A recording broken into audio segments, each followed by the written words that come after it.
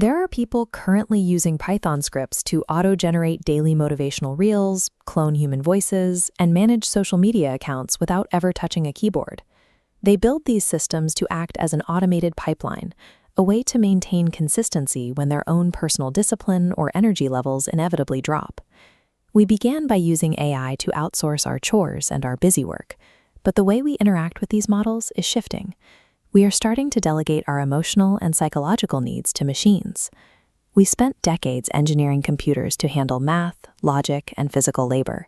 Today, we are asking them to feel our feelings for us. A recent New Jersey high school study compared ChatGPT-4 to a licensed clinical social worker. Students were asked to evaluate counseling responses from both a human therapist and the AI. The results showed that teenagers rated the AI's guidance and empathy higher than the human professionals for the majority of their counseling questions. This wasn't a hypothetical test. It revealed a vulnerable population actively ready to replace human social support with a text prediction model. This preference mirrors a global crisis in access to care. With the World Health Organization reporting only one mental health worker for every 100,000 people, an algorithm is becoming the primary substitute for human expertise. To understand why a person would confess their struggles to a machine instead of a human, we have to look at how these tools change the environment of the interaction.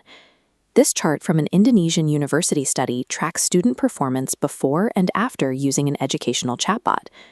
Notice the jump in the blue post-test bars, particularly in categories like goal setting and time management. The help-seeking columns illustrate the specific driver of this change. In follow-up interviews, students described the AI as providing psychological safety. Because the machine was available 24/7 and lacked the potential for human judgment, students felt more comfortable asking for help at any hour. In psychology, this is known as the zone of proximal development.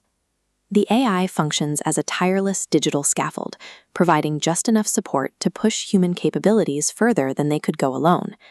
When used strictly as a tool for learning or managing anxiety, the lack of humanity in the AI is actually its greatest functional strength.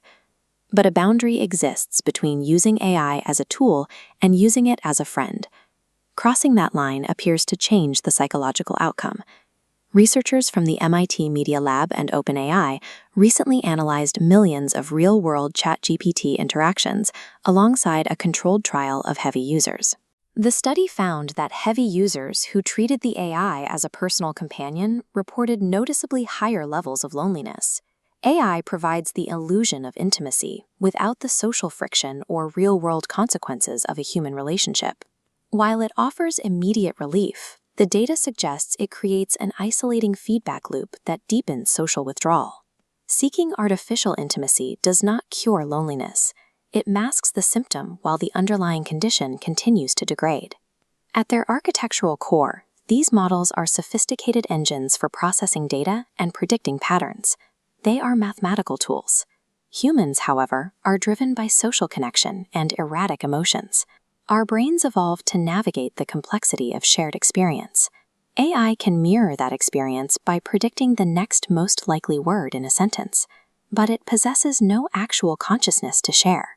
True emotional intelligence is rooted in vulnerability. It requires the genuine risk of being judged or rejected by another person, a risk that is entirely absent in the safety of an AI chat window.